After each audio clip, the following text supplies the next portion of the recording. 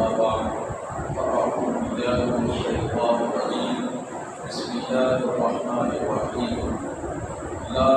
أقسم بهذا البلد وأنت حل بهذا البلد صدق الله مولانا العظيم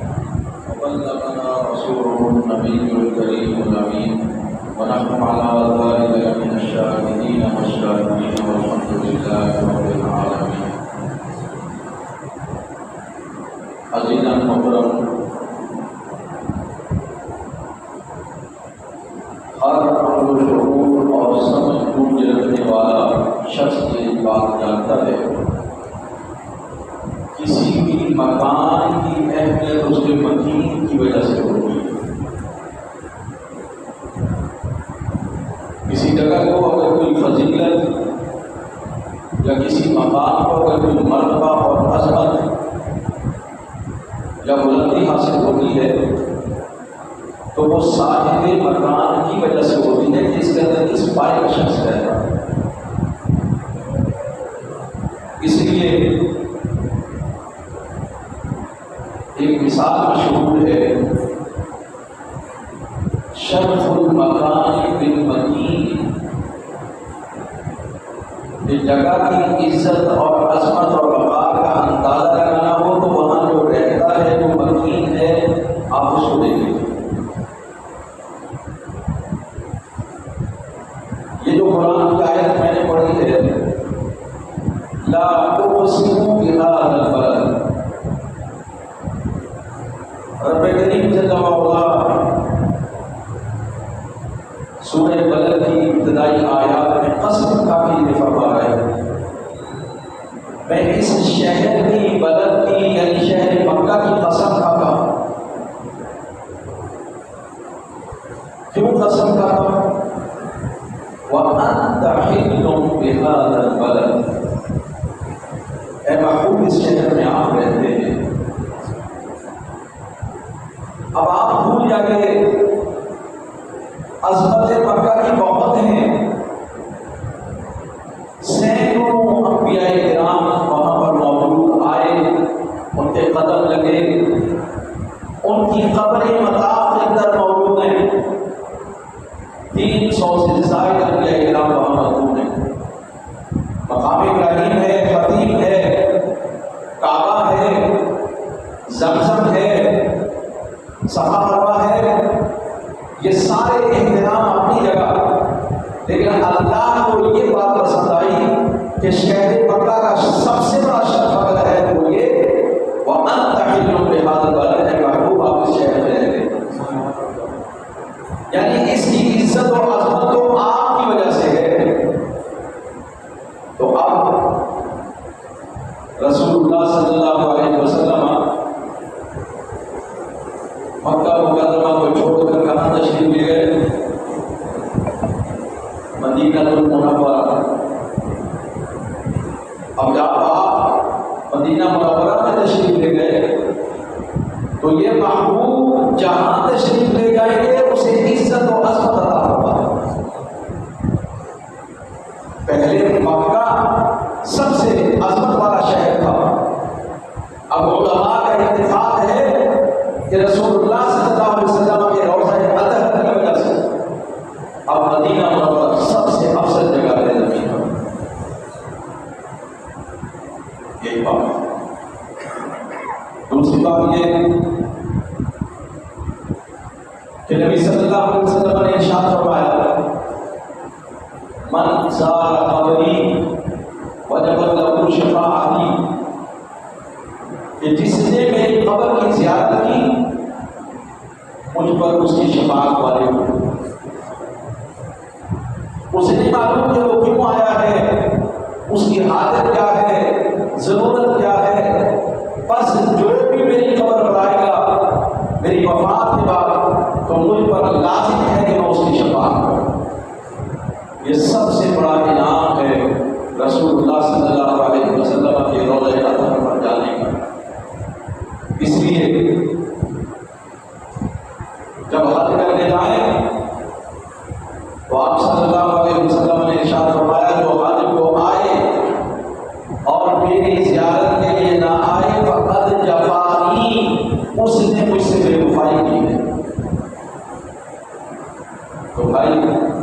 وفادار وہی ہے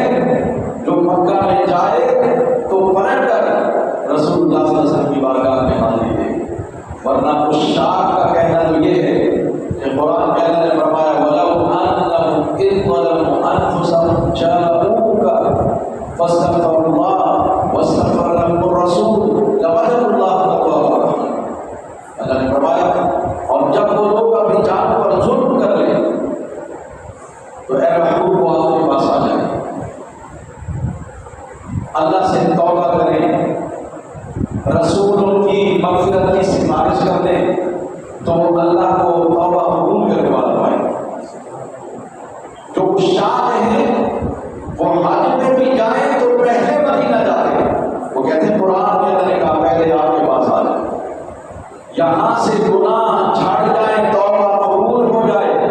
تو پھر صاف ستھرے ہو کر اللہ کے گھر جائیں۔ یہ عشاق کا کہنا ہے۔ اب اتنی عظیم جگہ ہے زمین پر تو وہاں جانے کے آداب بھی ہوں گے، تو اعلیٰ حضرت عظیم البرکت الشاہ احمد رضا خان فاضل بریلوی رحمۃ اللہ تعالیٰ علیہ نے فرمایا ہے حرم کی زمین اور قدم رکھ کے چلنا، حرم کی زمین اور قدم رکھ کے چلنا، ارے سر کا موقع ہے وہ جانے والے۔ اعلیٰ حضرت عظیم البرکت فرما رہے ہیں کہ یہ حرم کی زمین بھاری ہے، یہاں ذرا سنبھل کے چلنا، سنبھل کے قدم رکھنا،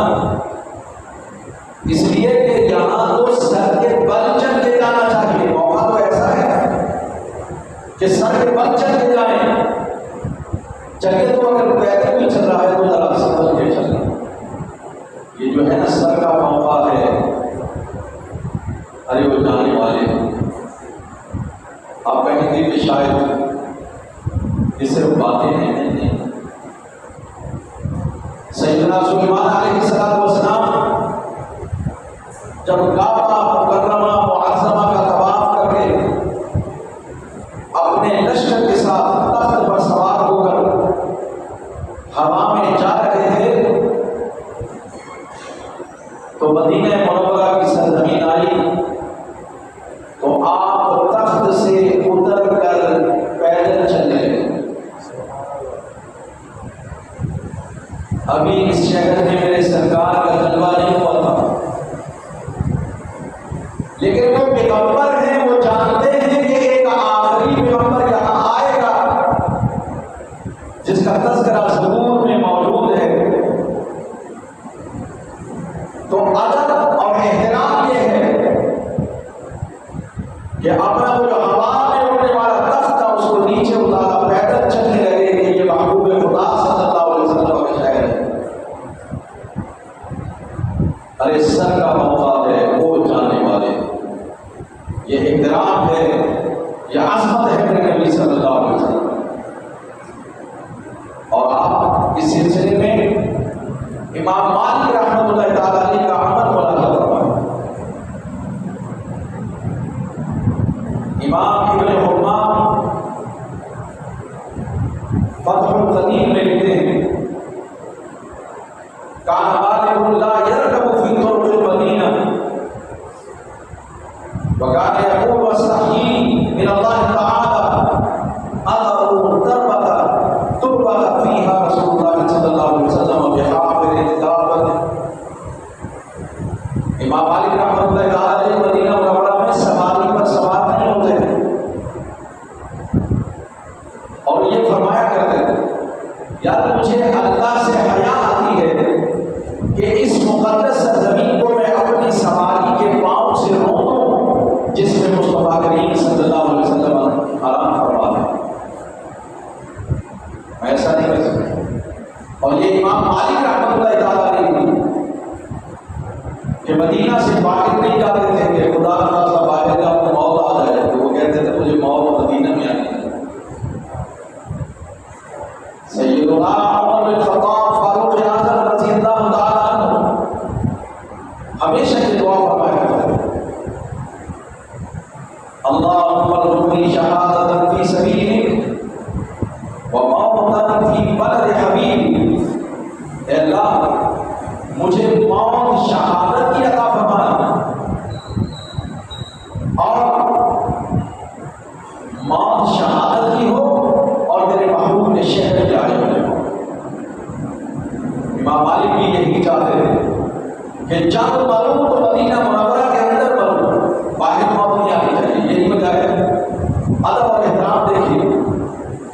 کہ وہ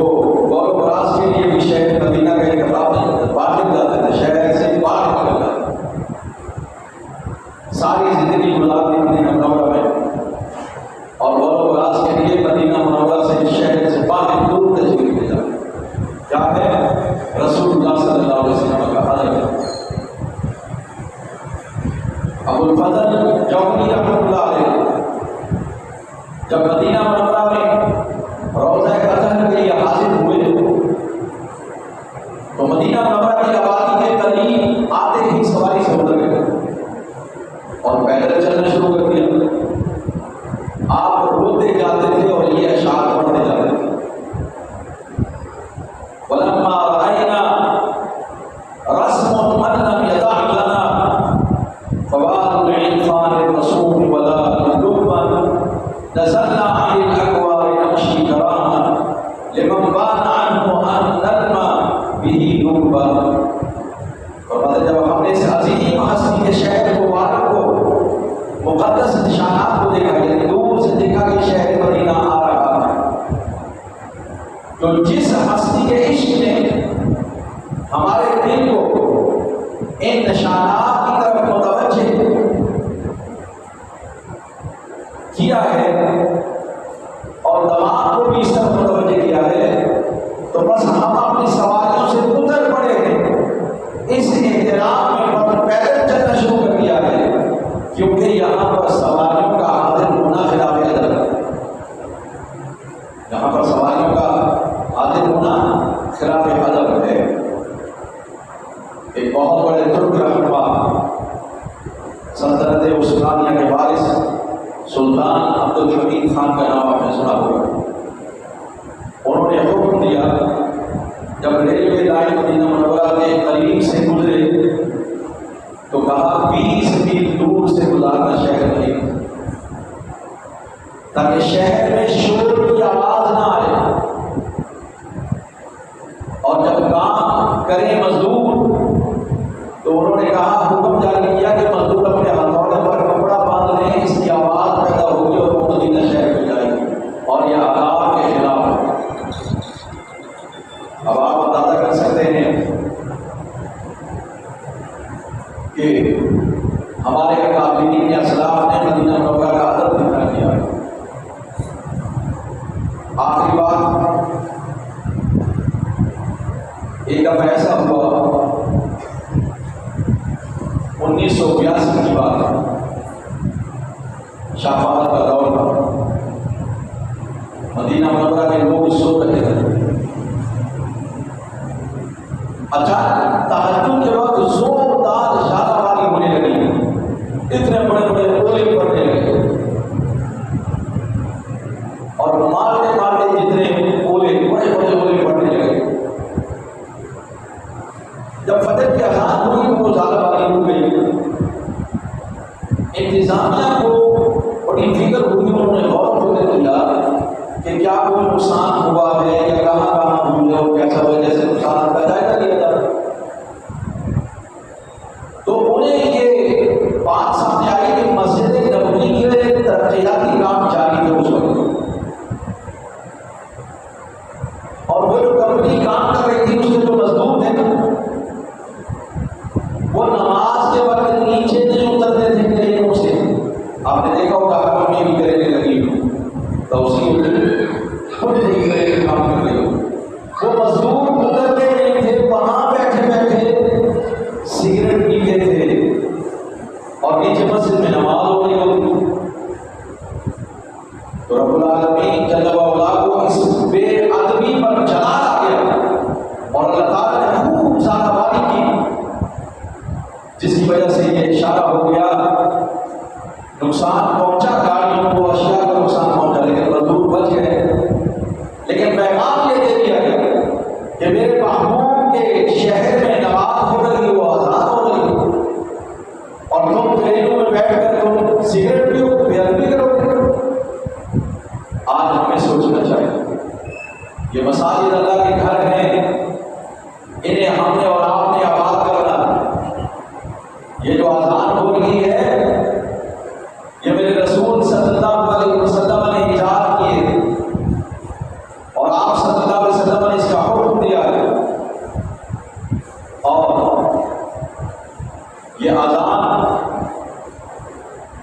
اسلام کا شعار ہے، مسلمانوں کا شعار ہے، تو جب جب اذان دی جائے ہمیں بلایا جائے، ہمیں اللہ کی بارگاہ میں حاضر ہونا۔ ورنہ یاد رکھیے یہ جتنے عذاب ہیں نا، میرا ذاتی خیال یہ ہے کہ یہ جتنے عذاب یہ صرف اس لیے ہیں نہ ہم مسجد کا ادب کریں، نہ نماز کا ادب کریں، نہ اذان کا ادب کریں، تو پھر ہم پر مہنگائی کا عذاب نہیں آئے گا تو کیا آئے گا؟ بے روزگاری کا عذاب نہیں آئے گا تو کیا آئے گا؟ یہ سب عذابات صرف اس لیے ہیں کہ ہم اللہ کے نام کا ادب نہیں کر رہے، نماز کا ادب نہیں کر رہے، مسجد کا ادب نہیں کر رہے۔ اگر جس دن ہم یہ ادب کرنا شروع کر دیں گے، اور ادب کیا ہے؟ جب اذان سنے سب کو چھوڑ دیں اللہ کے گھر میں، بس یہ ادب ہے۔ اور جس دن یہ ادب ہم نے کر لیا، انشاءاللہ العزیز ہمارے سارے پریشانیاں اور دکھ